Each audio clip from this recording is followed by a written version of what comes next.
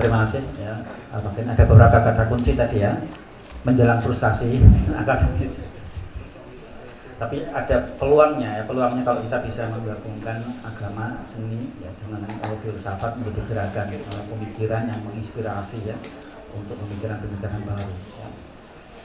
Yang ketiga tadi menjanjikan ya UIN ke depan ini akan lebih banyak menampilkan ya, mengapresiasi para teman-teman sini ya.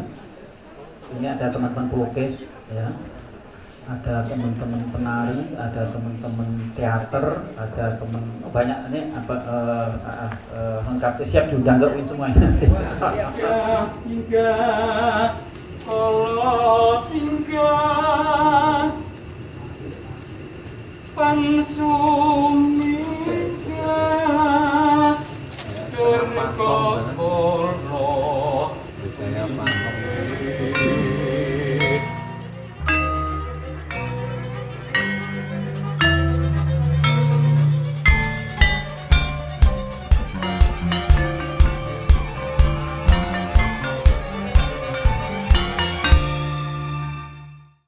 ya, selanjutnya mungkin untuk nyambung kayak ke Romo Pramutomo ini ya, agama, seni, filsafat gitu ya, membangun satu kebudayaan dan menjadi tatanan. Ini dari keraton yang Yogyakarta karena kita di Jogja ya, di Jogja sedemikian rupa. Nah, apakah kemudian pada zamannya ya, keraton ini kan juga menginspirasi ya, membangun peradaban budaya melalui coba ada filsafat filosofi yang dalam diungkapkan dengan bahasa seni sedemikian rupa. Nah, mari kita dengarkan ya Romo Pramutomo.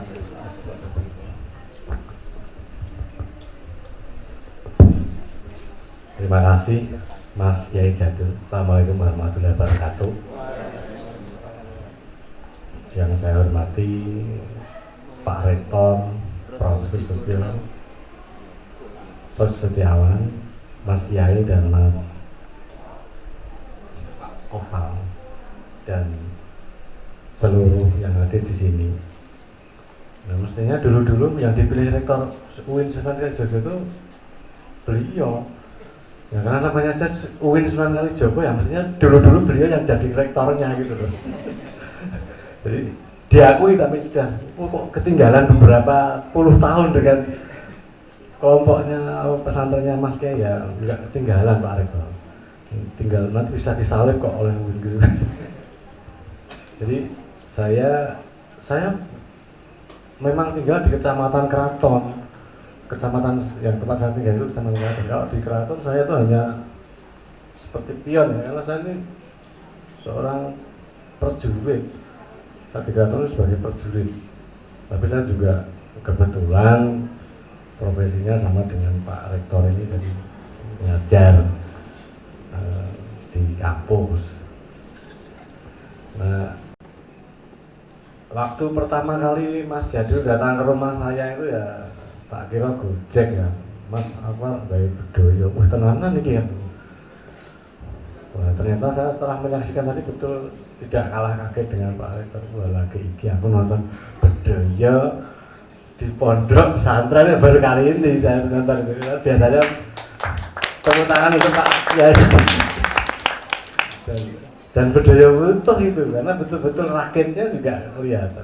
Iya deh, yang tidak biasa, yang bukan orang tari rakit ya. Di bedoyo itu ciri khasnya ada rakit. Maka saya selalu tidak setuju kalau bedoyo itu disebut koreografi, karena bedoyo itu tidak punya koreografi. Koreografi itu istilah dari sana, dari barat. Jadi kalau menyebut bedoyo, selalu saya bilang kepada kalau saya ngajar di kampus, kalau ada melihat komposisi itu saya salahkan, karena istilahnya itu lebih tua rakit daripada koreografi. Rakit itu karena bedoyo ini diciptakan pertama kali oleh Raja Islam Jawa Sultan Agung Hanyokrokusumo. Jadi ketika itu setelah menciptakan sastra gending kemudian dibuatlah bedoyo. Itu menurut kronologinya seperti itu. Nah ajarannya sama, ajarannya tentang sangkan paraning dumadi, tentang menungso. Maka wujudnya itu sebenarnya blegering menungso. Blegering menungso itu Maka nama-namanya itu khas sekali. Ada Endel Bata, Jonggo, Gulu, ya, Dodo, Buntil. Kalau di istilah Solo buncit, saya nggak tahu kenapa. Kalau Jogja punya istilahnya dari sejak zaman dulu buntil paling belakang. Lalu Solo itu menciptakan istilah baru buncit. Lalu apitnya sama, apit ngajeng dua kembar. Kemudian endel pedalan ngajeng dan endel pedalan mungkin. Jadi yang kemudian setelah itu Sultan Agung baru menciptakan serimpi, mengambil apit menjadi yang 4 pasang yang 2 pasang itu dipetil menjadi serimpi. Jadi sebenarnya itu terkait dengan kronologi penciptaan, bagaimana asal muasal manusia dari lahir sampai mati, dan kemudian jasad anasir 4 unsur ini dipetil menjadi serimpi. Ya, dan akhirnya turun-temurun menjadi penciptaan bedoi-bedoi berikut, serimpi-serimpi berikut dari para raja, kan begitu. Ya, yang jarang-jarang diungkap itu adalah mengapa setelah menciptakan sastra gending kemudian diciptakanlah kesadaran kemanusiaan, makhluk manusia itu disadarkan bahwa ada 9 jasad yang ada 9 unsur yang ditarikan oleh peran-peran dari Endel, Batak dan seterusnya. Maka dalam konflik Bedoyo itu selalu luluh dan perannya selalu Endel dengan Batak karena itu ada di kepala antara kehendak dan kata hati. Maka tempatnya di ujung paling depan Endel itu adalah kehendak, Batak itu kata hati. Itu selalu berkonflik, nanti akan menjadi keseimbangan. Nah, mengenai ceritanya Bedoyo seterusnya bisa macam-macam karena para raja kemudian mempunyai ikon sendiri-sendiri kan setelah itu. Jadi sehingga, tapi Bleger Bedoyo ini tetap 9 itu tetap menggambarkan wujud manusia itu, termasuk serimpi tadi. Sehingga saya sampai hari ini sampai detik ini pun masih membayangkan kok iso ya pesantren sama Bedoyo gitu. Itu. Jadi waktu main-main ke rumah saya tuh nggak main-main sudah ya, serius gitu. Akhirnya terwujud gitu ya. Betul. Saya salut, sekali lagi saya ucapkan selamat dan saya sangat apresiasi pesantren Kaliyopa ini mampu mewujudkan itu. Dan saya kira nanti kalau ada diskusi kita lebih ini ya. Jadi intinya adalah ketika kenapa Bedoyo itu menjadi puncak dari bukan tapi muaranya dari kelanjutan sastra gending sehingga ditindaklanjuti dengan penciptaan ini sebuah ajaran yang ini adalah kalau dalam istilah saya basa sesandining joget. Nah, itu ada di dalam Bedoyo dan serimpi. Sehingga ketika muncul kemudian ajaran kitab Adamakno kemudian oleh Sultan kelima Yogyakarta itu diterjemahkan dari serimpi limo, maka kemudian ada muncul ajaran Kiblat Limo Pancel. Satu-satunya serimpi limo ya karya Sultan kelima Yogyakarta yang betul-betul membawakan artinya dia memperbarui atau memberikan suatu manifestasi baru dari ajaran Sultan Agung yang menjebol 2 pasang serimpi tadi menjadi 5, sehingga satu pancel itu adalah wujud kemanunggalan dan mikrokosmos dan makrokosmos. Sehingga dalam Bedoyo itu ciri khasnya itu pasti ada rakit 3 berjajar di tengah itu. Kalau dari atas dia seperti kotak atau itu, tapi sebenarnya itu adalah lingkaran karena cokro manggilingan ini puncaknya adalah lingkaran. Seperti tumpeng itu melingkar dari bawah, tapi sampai atas menjadi titik.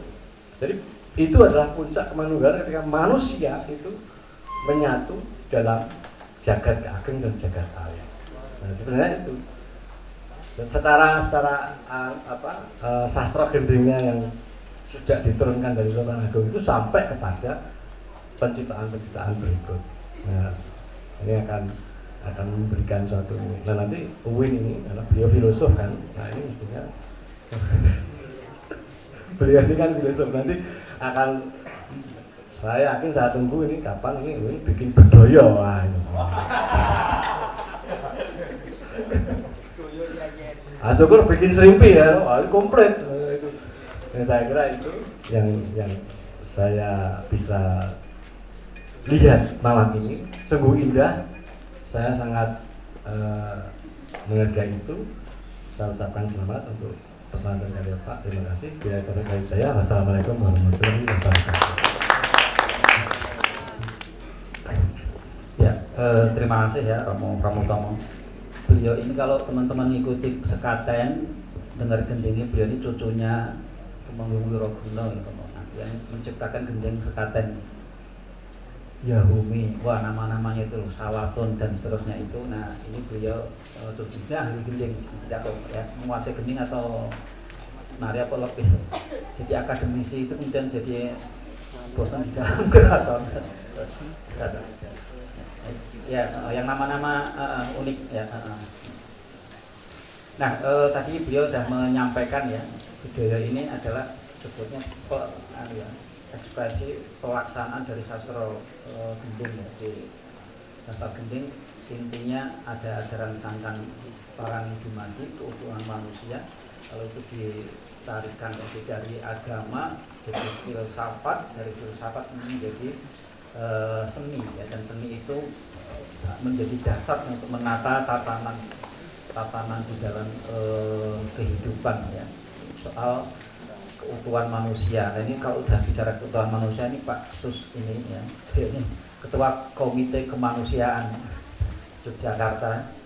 Nah, ini beliau banyak melakukan riset ya sosial, terutama yang sering saya dengar tentang kemiskinan, tentang ekonomi dan seterusnya. Nah, moga Pak Sus menyampaikan refleksinya situasi Indonesia hari ini dari sudut pandang ilmu sosial, tentang situasi kemanusiaannya dan seterusnya. Saya persilakan. Saya